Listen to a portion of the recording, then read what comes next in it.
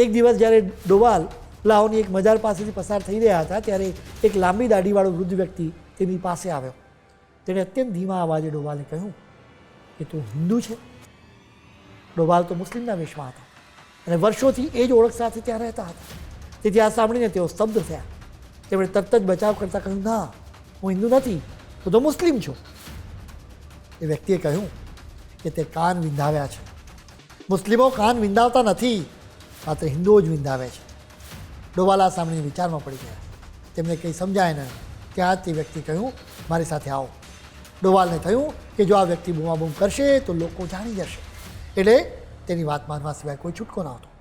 તે વ્યક્તિ ડોવાલને 2-3 ગલીઓ પસાર કરાવી એક નાનકડા ઘરમાં લઈ ગયા. ત્યાં અંદર જતાં જ દરવાજો બંધ કરી દીધો.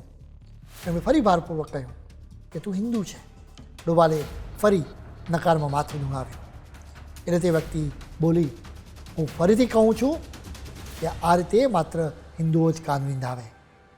આખરે ડોવાલે બચાવ કરતાં કહ્યું કે તેઓ પહેલાં હિન્દુ હતા પણ પછી ધર્મ પરિવર્તન કરી લીધું હતું. ત્યારે તે વ્યક્તિએ કહ્યું કે તું કન્વર્ટ પણ નથી થયો, તું હજી પણ હિન્દુ જ છે. ડોવાલ જ્યારે ખૂબ જ પરેશાન થઈ ગયા ત્યારે તે વ્યક્તિએ તિજોરી ખોલી જેમાં ભગવાનની મૂર્તિ હતી.